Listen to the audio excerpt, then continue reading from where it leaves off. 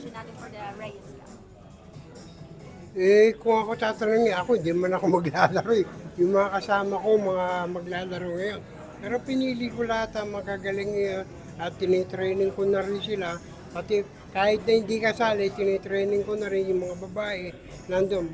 Palagi ko ngayon, malaki pag-asa makakalaro itong mga Team Europe na to. Talagang magagaling ito. Kalaban ng Mosconi Cup, hindi manalo ang mga USA.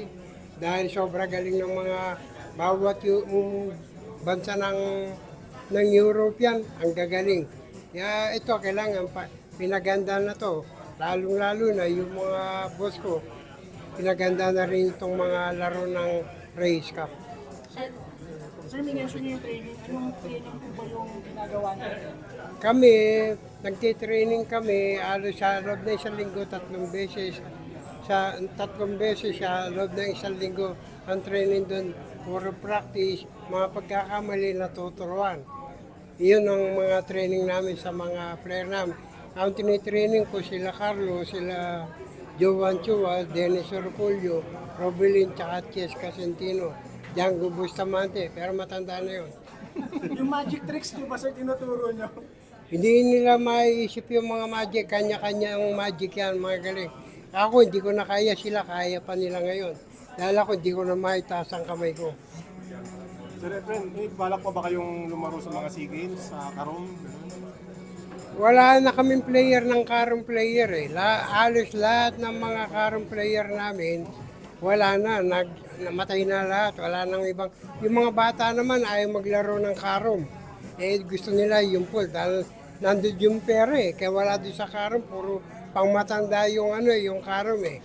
Kaya kung walang player, ako pa rin ang pinipili maglaro, lalo-lalo na sa SEA Games, walang ibang player kundi ako lang.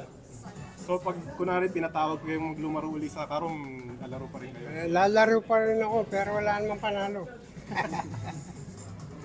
Ano po masasabi niyo sa mga player ngayon sa Pilipinas? Ang mga player namin, marami tayong mga player dito sa atin sa mga Pilipinas. Halos magagaling din.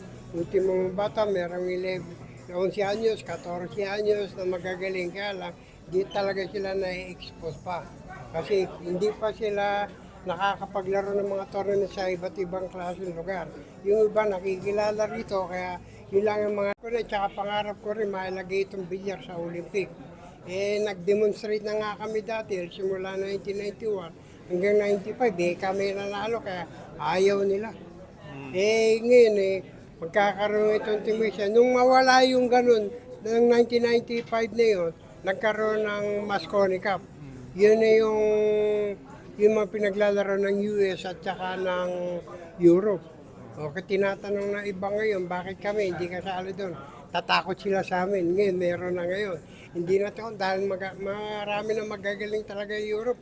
Ito mga kalaban, puro number 1 ng mga kanya-kanyang country yung mga napili nila. Dito sa atin, ang kinuha natin, magaling na Singapore at saka magaling ng China at saka ito sa Pilipinas. Kaya lang, marami din dito sa atin, magagaling talagang mga number 1. Kaso yun ang merong ranking, may point, kaya yun ang nakuha.